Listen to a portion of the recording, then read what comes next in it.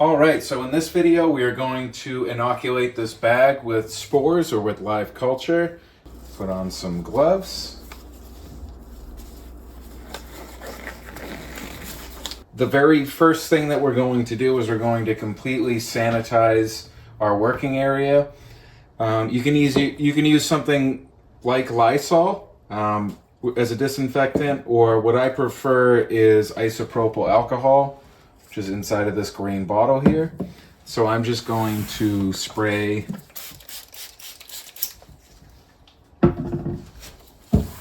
all around here and wipe it down. And then I am also going to spray the bag. I'm just going to make sure that I get it the best I can to prevent any contamination from getting inside of the bag when we go to inoculate it with our spores or with our live culture. All right. Now, you probably have a syringe that looks something like this. So what I'm going to do is I'm going to remove this. I'm going to take a sterilized needle and I'm going to put it onto that port.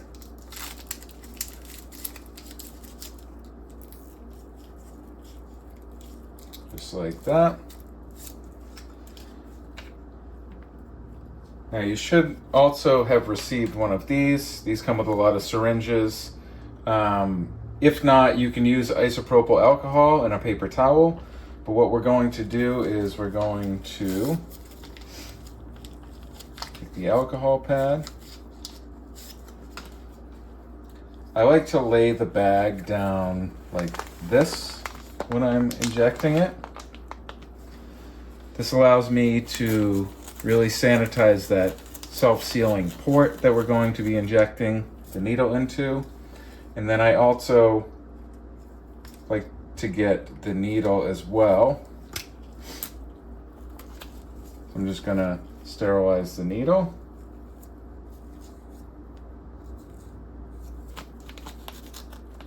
As you can see, I'm leaving the alcohol pad over the port.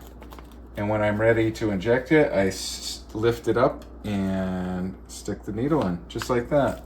And now I'm going to inject 4 to 5 cc's in there. So I like to do some on one side and some on the other, just like that. And then as I'm pulling this out, I like to cover it right up with that alcohol pad once again to prevent any contamination from possibly getting in there whatsoever. All right, you can discard of this needle. We can put the cap back on our syringe.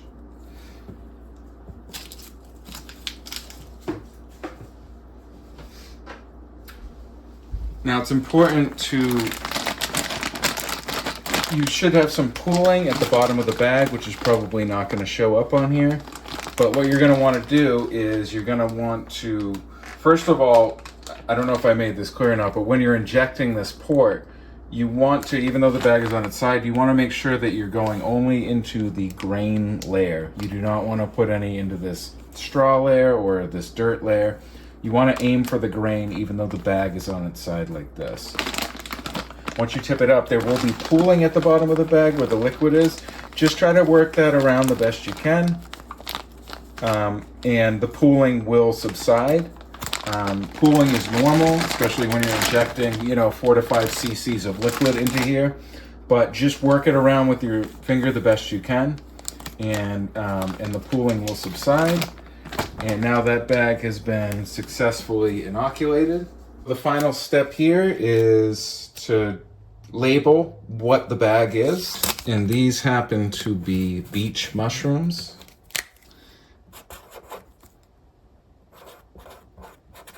I write down the date.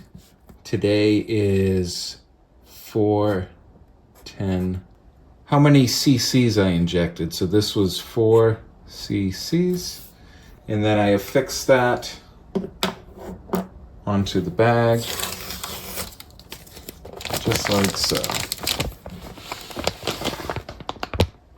All right, and I have now placed this bag on a rack in a closet.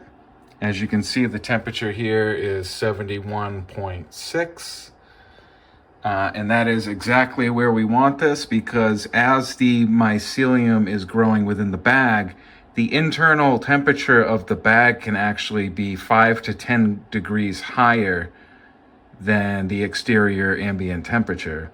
And so it's really important to not have the temperature too high, because just remember that inside the bag, the temperature is going to be warmer than the reading on the outside. But I definitely recommend getting a small thermometer like the one I have, so that you always know the temperature of where the bag is. And now we wait for some time, and I will get back to you in a little bit when we have more to show. All right, we are back. It has been 3 weeks since we inoculated our bag, and we are now going to check on the progress. So let's go take a look. All right, so as you can see, it looks like most of the bag here has been taken over by mycelium, and the mycelium looks awesome. Look at how thick and ropey that is. Very strong. So yeah, as you can see, it's also starting to reach up into the dirt. And so this is really the optimal time to do what's called the break and shake. And so what we're gonna do is just basically break up all the contents within the bag, mix them up extremely well, and then we are going to let the bag sit again for another 2 to 3 weeks until it is fully colonized and ready to be put into fruiting conditions. So I'm gonna give you a look into how to do a good break and shake on this bag, and we will take a look at that next. All right, so we are back. I have my bag laid out here horizontally, and we're gonna start the break and shake on this bag. So I'm gonna start just breaking up this mycelium, and so you kind of just start working it with your fingers.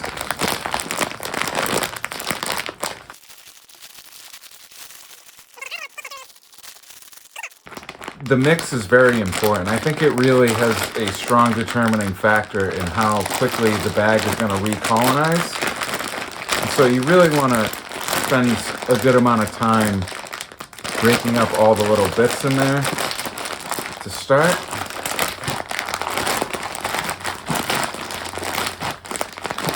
And it took me a long time to figure out a good technique for this, but I'm going to show you what I do now. So as you can see, there's kind of dirt on one side and grains on the other. So now what I like to do is I like to flip the bag up like this.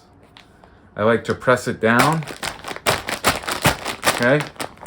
Now as you can see, we have this sort of void in the bag right here.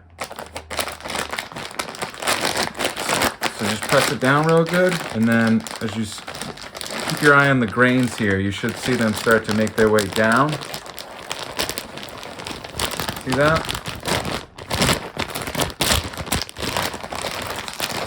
So now we have some grains kind of down at the bottom part of the bag with the dirt. Let's get a few more down there. All right, so I like that to start. And then what I'm going to do is flip the bag and press it down again. Okay. And this time I want to try to get the dirt down the other end instead of the grains. And so I'm just going to start working the dirt down.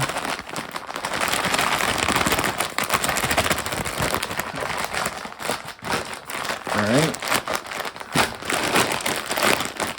And so we're off to a pretty good start, because now we have some grains and some dirt at both ends of the bag, as you can see that. So this is really where I like to start. Now, let's talk about the hay that's inside of here. If you remember that there's a layer of hay, that is the most difficult part of this process, is breaking up the hay. The hay is kind of really bunched up in a clump, and so what you need to do is kind of, inside the bag, you need to kind of grab it and start pulling it apart. Start pulling the clump apart. And so I can feel some of it right here, and I'm sure you can see that now. right in here. So I'm just gonna start pulling the hay apart.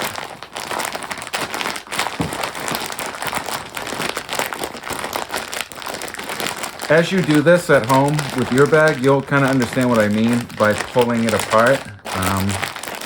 It is not the easiest thing in the world to do, but as you can see, it's starting to unfurl itself. You really want to make sure that you get it all unbunched. Okay? So as you can see, it's starting to kind of spread itself out as I pull it apart. Just feel around in the bag. You will be able to feel where these clumps are, and then I just like to kind of, once again, just kind of unroll them out.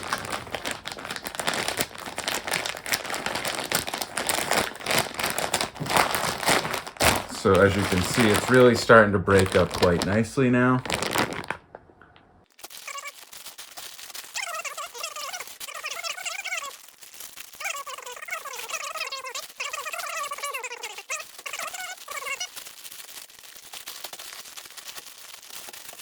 I appreciate you bearing with me as I mix this bag, but once again, I really believe that this is an extremely important part of the entire process, is getting a very good mix down.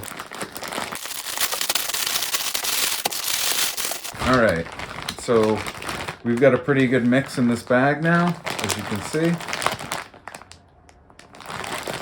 Just a couple more things that we want to do. So what I like to do is, this might be hard to show, but I like to just grab it and kind of press it down like that. It really helps just the block kind of consolidate. It doesn't need to be rock hard, but it is good to kind of reconsolidate the block into a block like that. And then also, see all this air that's in here? This is CO2 that is built up. I don't know if you're supposed to do this or not. I like to do it. I like to just get some fresh oxygen back in there. So I like to get all the stale CO2 out. And so what you do is you just get all the air and you just slowly press it out. It'll go out through the air patch.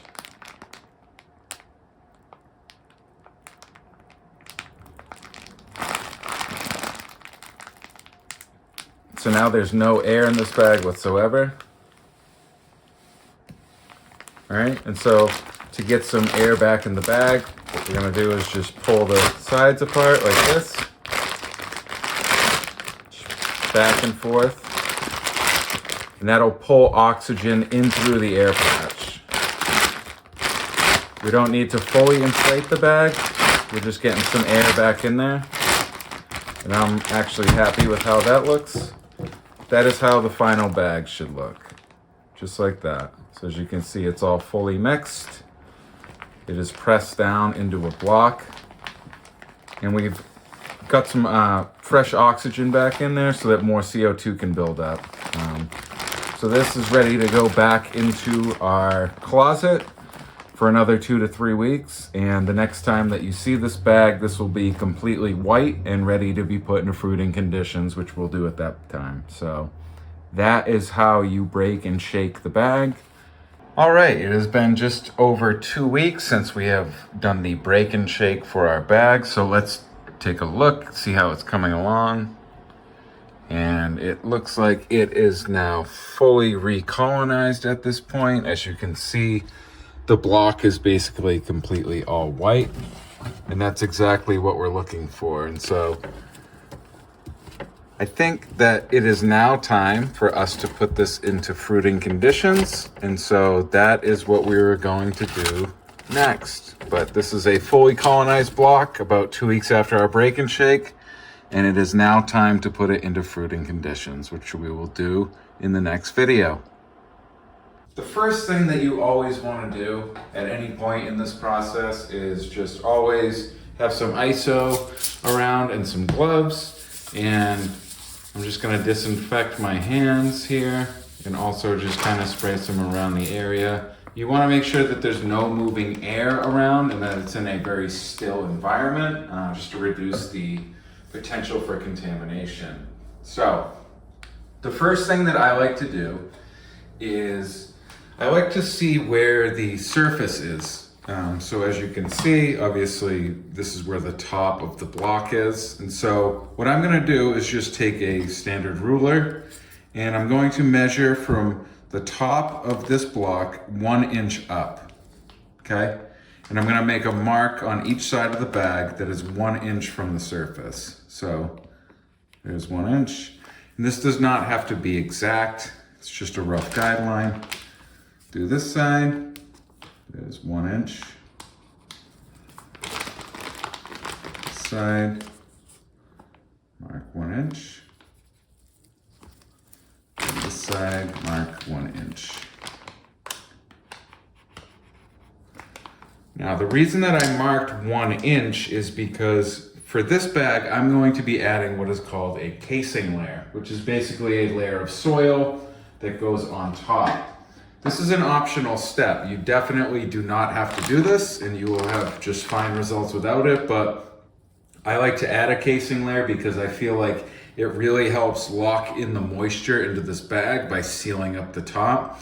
It does take a little longer for your first fruits to come, but you know, I think that it's worth the wait because you will get bigger subsequent flushes and also larger initial flushes as well, in my experience. Once again, I am a very amateur at this, but this is the process I've used that has worked for me. So we have marked 1 inch from the top because I'm going to be adding a casing layer. And so what I'm gonna do now is just start cutting the bag. So I will fold it in here. I will snip right at that little mark that we made and I will start going around. And I will go through the other mark that we made here. Once again, this is just a rough guideline. You don't have to be exactly 1 inch, or you can be a little over, a little under.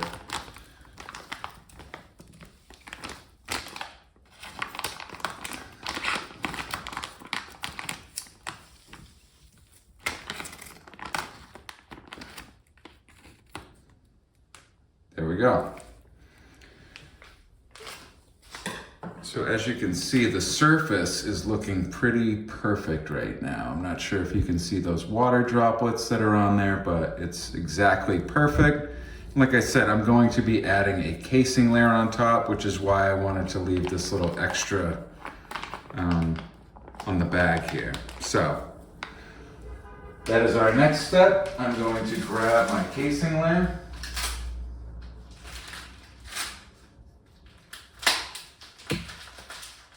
There are many different casing layers available online, so just do your own research if you choose to go this route. All right, and now what I'm going to start doing is just start adding some to our colonized block. So I like to just add a little bit at a time. I like to start with the edges.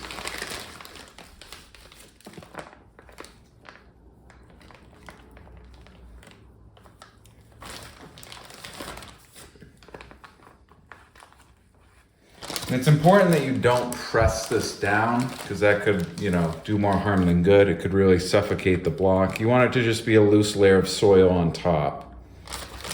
So I'm just really loosely adding this here. And then once I've got the edges pretty good, I like to fill in the middle.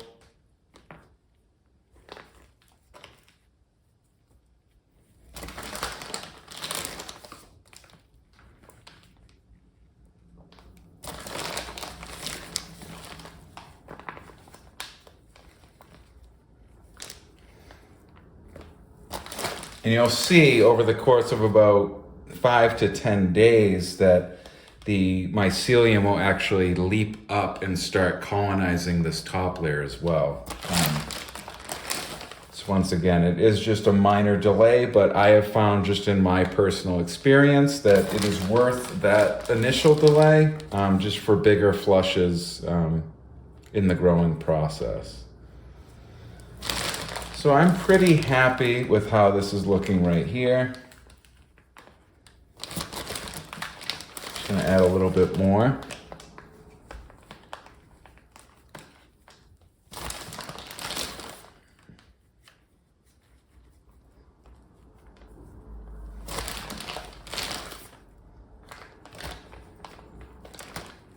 So now, as you can see, that is why I left a little 1-inch buffer on the bag from the top of the block. So now that it can easily contain this casing layer that I'm putting on.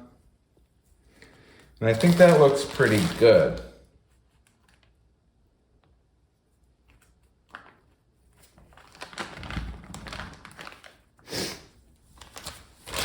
Get done with that for now.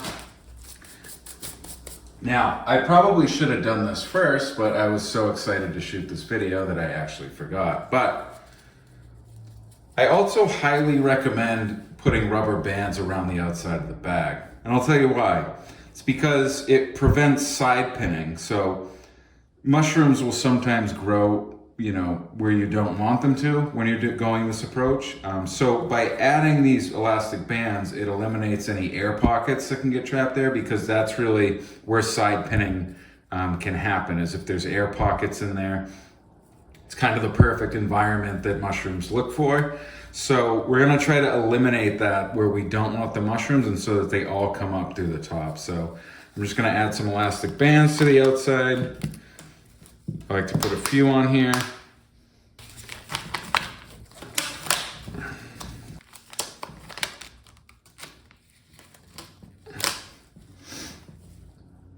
And that is looking pretty good. So the final step is I'm going to put this into a tub here that I have. This is a modified tub, but any tub will work. You can go to any home goods store and buy one, and you know, you'll just want to either drill some holes in the side and then fill them with micropore tape or with cotton. Or you can just kind of flip the lid, and that will allow enough airflow into the bin. But once again, I'm using a modified tub, so I'm just going to place this in the tub, like so. One final note here, I did also miss the lid of my bin.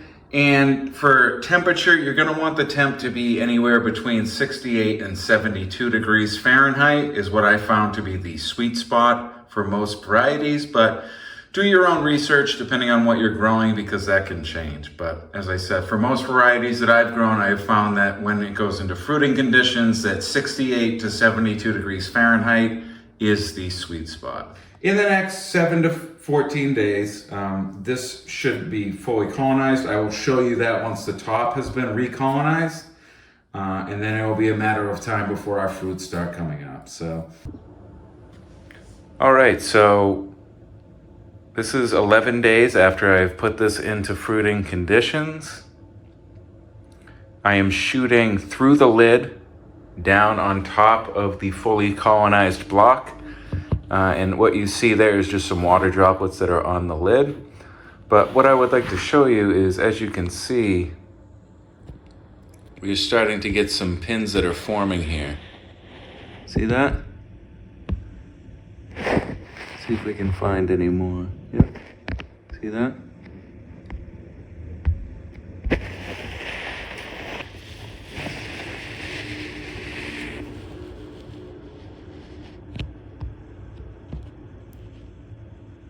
You see all those water droplets right on the surface? That's exactly how you would like your surface conditions to look. It's not soaked. There are just little droplets there that have formed, and it's providing the perfect amount of moisture for the surface. So, yes, we definitely have some pins forming. So at this point, I am going to start, fanning this multiple times a day and misting the lid and the sides of the tub whenever I see that they are looking a little bit dry. But we will continue to monitor this, and I will have another video for you soon here. So here are our mushrooms 4 days later, and as you can see, they've grown quite a bit. And I also want to point out how to tell that these are ready to harvest. So as you can see on this one, see how the veil right here is torn away from the cap.